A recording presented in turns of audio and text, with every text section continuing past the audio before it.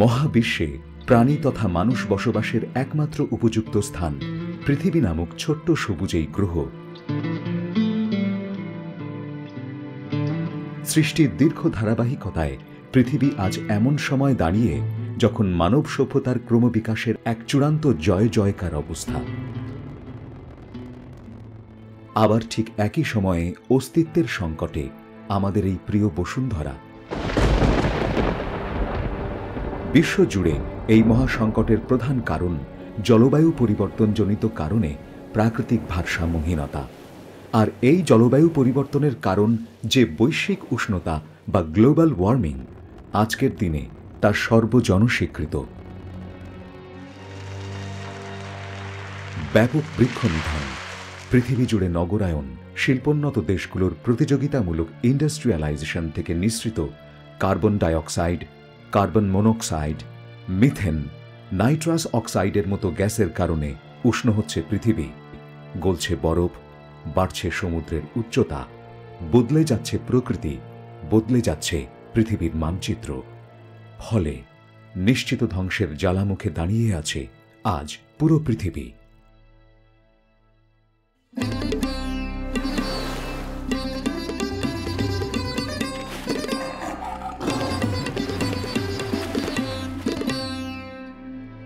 জলবায়ু পরিবর্তনের ফলে যে দেশগুলো এখনই সরাসরিভাবে ক্ষতির সম্মুখীন, সে দেশগুলোর অন্যতম বাংলাদেশ। বিশেষ ভৌগোলিক অবস্থানের কারণে বাংলাদেশ প্রতিনিয়ত প্রাকৃতিক দুর্যোগের সম্মুখীন হচ্ছে এবং দিনকে দিন এর মাত্রা বাড়ছে। গড়ে প্রতি বছর দেশের প্রায় 1/4 এলাকা বন্যার পানিতে নিমজ্জিত থাকে। প্রতি 4 থেকে 5 বছরে একবার মারাত্মক বন্যায় দেশের 60% এলাকা প্লাবিত হয়, আর প্রতি 3 বছরে একটি বড় মাত্রার ঘূর্ণিঝড় আঘাত হানে। এই প্রাকৃতিক দুর্যোগ সমূহের কারণে মানুষের মৃত্যুসহ জানমালের ব্যাপক ক্ষয়ক্ষতি হচ্ছে, সেই সাথে বিপন্ন হচ্ছে জীবন ও জীবিকা।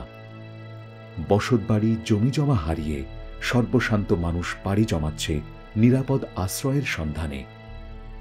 জলবায়ু পরিবর্তনজনিত কারণে এ পর্যন্ত প্রায় 10 লাখ মানুষ স্থানান্তরিত হয়েছে। প্রাথমিকভাবে বাংলাদেশের জলবায়ু পরিবর্তনজনিত কারণে মানুষের স্থানচ্যুতির অন্যতম কারণ হিসেবে সমুদ্র পৃষ্ঠের উচ্চতা বৃদ্ধি এবং মূল ভূখণ্ডের নদী ভাঙনকে চিহ্নিত করা হয়েছে।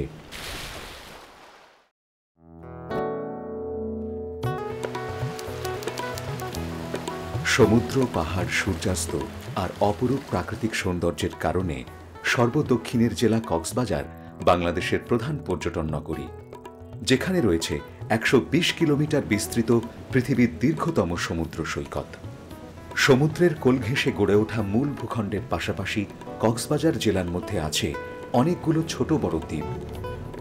সমুদ্র যেমন এই জেলার জন্য আশীর্বাদ স্বরূপ, তেমনি আবার এই সমুদ্রই আজ কাল হয়ে দাঁড়িয়েছে এই জনপদের। বৈশ্বিক উষ্ণতার কারণে সমুদ্রপৃষ্ঠের উচ্চতা বৃদ্ধি ও জলবায়ু পরিবর্তনজনিত প্রাকৃতিক দুর্যোগের হুমকি তৈরি করছে এই আশঙ্কা।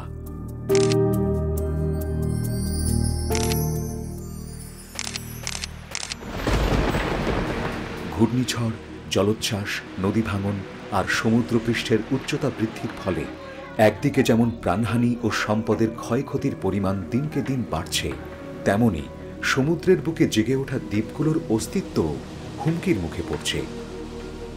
এমনই একটি দ্বীপ কুতুবদিয়া। গত 40 বছরে 60 বর্গ কিলোমিটার আয়তনের এই দ্বীপটির 25 বর্গ কিলোমিটার তলিয়ে গেছে সমুদ্রগর্ভে। প্রায় 1 লাখের মতো মানুষ ঘর বাড়ি হারিয়ে সর্বশান্ত হয়ে স্থায়ীভাবে পাড়ি জমিয়েছে কক্সবাজারের মূল ভূখণ্ড ও চট্টগ্রাম সহ দেশের অন্যান্য অঞ্চলে। কুতুবদিয়া থেকে চলে আসা প্রায় 50,000 মানুষ কক্সবাজারের নাজিরটেক আর টেকনাফে গড়ে তুলেছে কুতুবদিয়া পাড়া।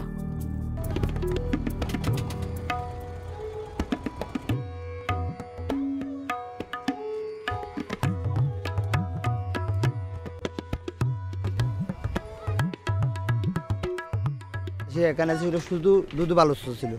এখানে আমরা এখানে অনেক পরিশ্রম করে এখানে গাছপালা সমস্ত বিক্রি করি, এই জায়গাকে আরা মানে পরিবেশ মুক্ত করছি।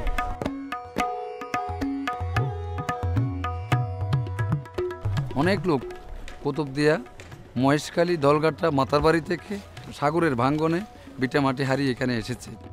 শুধু কুতুবদিয়া নয়, বাংলাদেশের সমুদ্র উপকূলবর্তী ছোট বড় প্রায় সবগুলো দ্বীপই আজ হুমকির মুখে। হুমকির মুখে ৭২০ কিলোমিটার উপকূল আর ১৯টি উপকূলীয় জেলা, যেখানে বসবাস করছে মোট জনসংখ্যার ২৮ ভাগেরও বেশি মানুষ। যে গতিতে সমুদ্র বাড়ছে তাতে বাংলাদেশের ১৭% এলাকা নিমজ্জিত হয়ে যাবার আশঙ্কা রয়েছে। আর সেই সাথে ভূমিহীন হওয়ার আশঙ্কায় প্রায় ২ কোটি মানুষ, অর্থাৎ উপকূলবর্তী কুতুবদিয়া, মহেশখালী, সন্দ্বীপ, সোনাদিয়া, শাহপরীর মতো দ্বীপগুলো নিশ্চিহ্ন হয়ে যেতে পারে সমুদ্রের গর্ভে চিরদিনের জন্যে। আজ ১৫ মাস আগে তার বাসে দরিয়ার নদীর পানি উড়ে দেশ বাঁয়ে ফেলেছি। এখন হনমিকা সরি সারি করি পয়সা খাওয়া দেরি এখন আর অর্ধকিয়ে করি। শুধুমাত্র দ্বীপাঞ্চল নয়, সাম্প্রতিক বছরগুলোতে বন্দরনগরী চট্টগ্রামেও সমুদ্রস্ফীতির প্রভাব লক্ষ্য করা যাচ্ছে। নগরীর সমুদ্র সংলগ্ন এলাকায় জোয়ারের অতিরিক্ত পানি বৃদ্ধি এখন আশঙ্কার কারণ হয়ে দাঁড়িয়েছে। সমুদ্রস্ফীতির ফলে একদিকে যেমন বিলীন হচ্ছে ভূমি, অন্যদিকে ভূগর্ভস্থ পানিতে লবণের অনুপ্রবেশ বৃদ্ধি পাচ্ছে, যার ফলে সুপেয় পানির অভাব দেখা দিচ্ছে, যা জীবনযাপন ও কৃষির উপর ব্যাপক প্রভাব ফেলছে।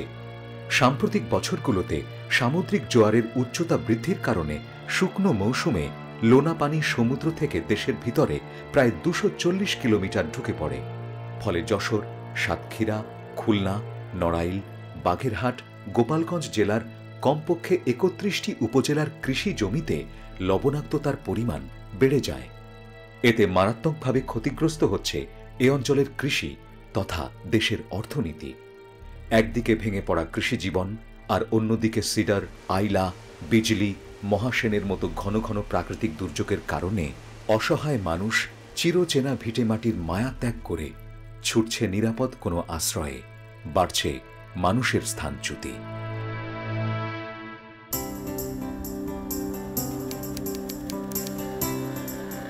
খুলনার রবিউল আলম তাদেরই একজন।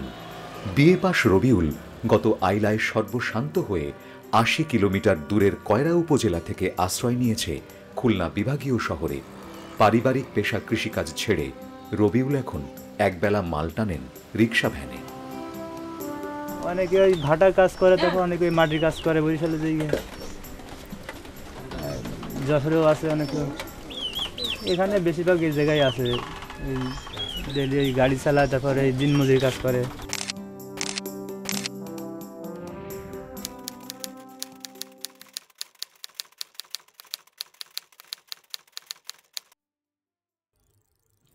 ভৌগোলিক কারণে মৌসুমী ঝড় বাংলাদেশের নৈমিত্তিক ঘটনা, কিন্তু জলবায়ু পরিবর্তনের ফলে একদিকে বাড়ছে জলোচ্ছ্বাসের তীব্রতা, তেমনই বাড়ছে বড় আকারের ঘূর্ণিঝড়ের আশঙ্কা।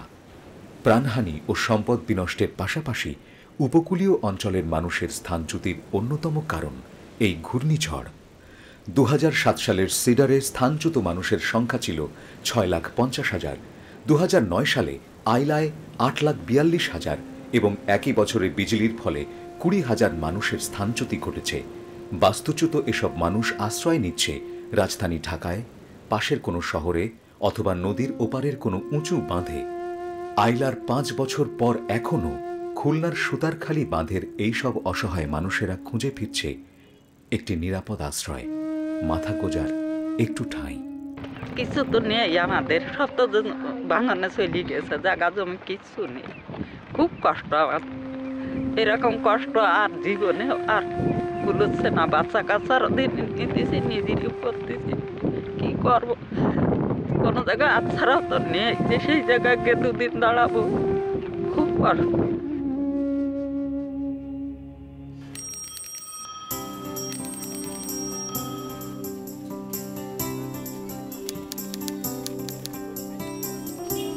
আমাদের দেশের বাড়ি সিরাজগঞ্জ, চৌহেল থানা, বাগুড়ি নন। আমাদের বাড়ি ছেড়ে নদী আগে আসলো প্রায় ৫-৬ মাইল ফাঁকে। ওই ৫-৬ মাইল ভাঙতে ভাঙতে ভাঙতে ভাঙতে এখন আমার বাড়িতে এসে খারাইছে। এক কাটা দুই কাটা জায়গা নিয়ে গেলে এখন টেলাই মেলা এখন টেহাতে বাড়ি করবো ওইটা সামর্থ্য তো নাই আমার না আমরা ঘুরে ঢাকায় আবার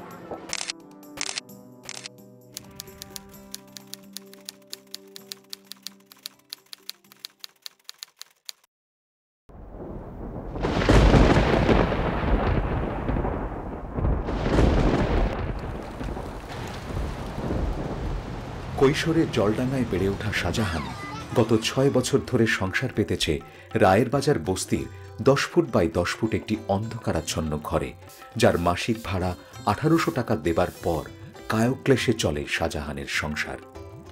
এখানকার যারা বাসিন্দা তারা অনেকেই শাহজাহানের মতোই। বাড়ি মনে বছরে কোনো বছর দুইবারও ভাঙ্গে, কোনো বছর একবারও ভাঙ্গে, এই অবস্থা।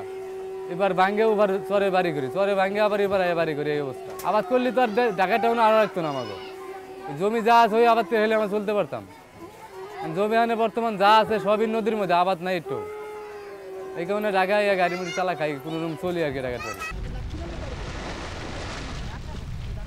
অতিরিক্ত বৃষ্টিপাত, বন্যা আর নদী ভাঙন বাংলাদেশের জলবায়ু উদ্বাস্তুর অন্যতম কারণ। ফলে প্রতি বছর বন্যায় প্লাবিত ভূমির পরিমাণ বাড়ছে, পরিবর্তিত হচ্ছে নদীর গতিপথ, বিলীন হয়ে যাচ্ছে গ্রামের পর গ্রাম, ফসলের জমি, ঘরবাড়ি, গাছপালা।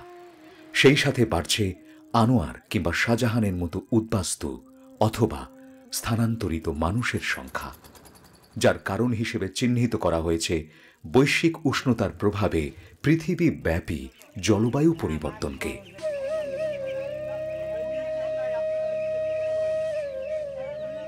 হ্যাঁ, আগে তো ইজিলি বাড়ি এখানেই আসিল বাড়ি, ফের ভাঙ্গিয়া আবার গেছিলাম। এই 7 ভাঙ্গা দিছি, 2 বছর 3 বছরই হয় না, আবার ভাঙ্গা লাগে আমার। গাঙ্গের নদী তো দেখতেইছেন আপনারা। আবার ভাঙলে কি করবেন? 7 বার ঘর ভাঙা জমিলা খাতুনের কাছে এমন প্রশ্ন বড় হাস্যকর শোনায়। কারণ নূর হাজির চরের ছোট শিশুটিও জানে এই ঘর ক্ষণস্থায়ী, আগামী বর্ষায় হয়তো হারিয়ে যাবে এই সবুজ ভূমি।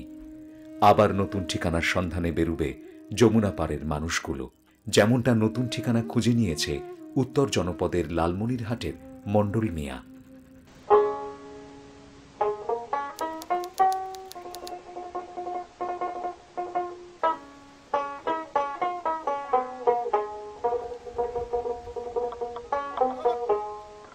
বাড়ি তো তিস্তা নদীতে, এখন প্রায় 25 বছর থেকে জমা জমি তো নদীতে।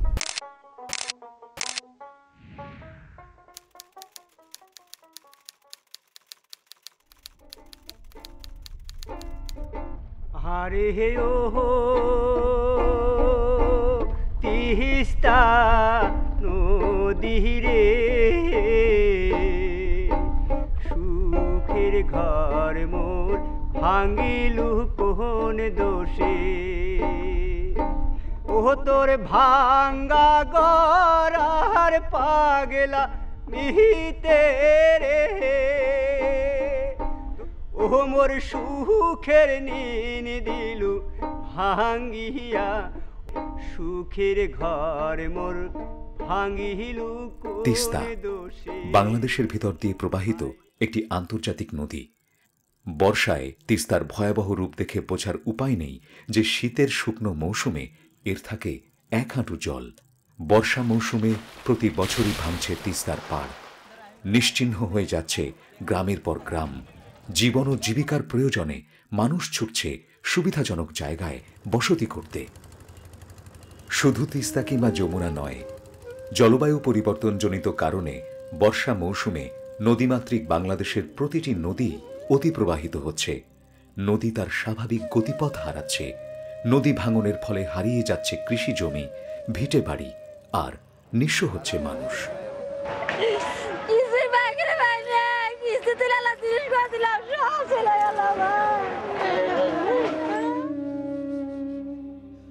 খুলনার আজিজুল, কক্সবাজারের আমেনা খাতুন, সিরাজগঞ্জের শাহজাহান কিংবা লালমনিরহাটের মণ্ডল মিয়ার মতো প্রতিনিয়ত স্থানান্তরিত হচ্ছে মানুষ, যার মূল কারণ জলবায়ু পরিবর্তনজনিত প্রাকৃতিক দুর্যোগ। এই দুর্যোগের অন্যতম নিয়ামক হিসেবে কাজ করছে মানুষেরই সৃষ্টি কার্বন ডাই অক্সাইড সহ অন্যান্য ক্ষতিকর গ্যাস, যার জন্য দায়ী শিল্পোন্নত ধনী দেশগুলো। অথচ দুর্ভোগের শিকার হচ্ছে বাংলাদেশের মতো উন্নয়নশীল দেশগুলো।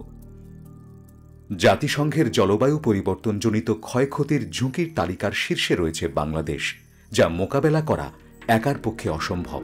ঘূর্ণিঝড়, জলোচ্ছ্বাস, সমুদ্রের উচ্চতা বৃদ্ধি বা নদী ভাঙনের মতো নানা ধরনের প্রাকৃতিক দুর্যোগ ও এ সংক্রান্ত কারণে ভবিষ্যৎ ক্ষতির হাত থেকে বাংলাদেশকে রক্ষার জন্য চাই বিশ্ববাসীর সমন্বিত উদ্যোগ, এবং তা এখনই।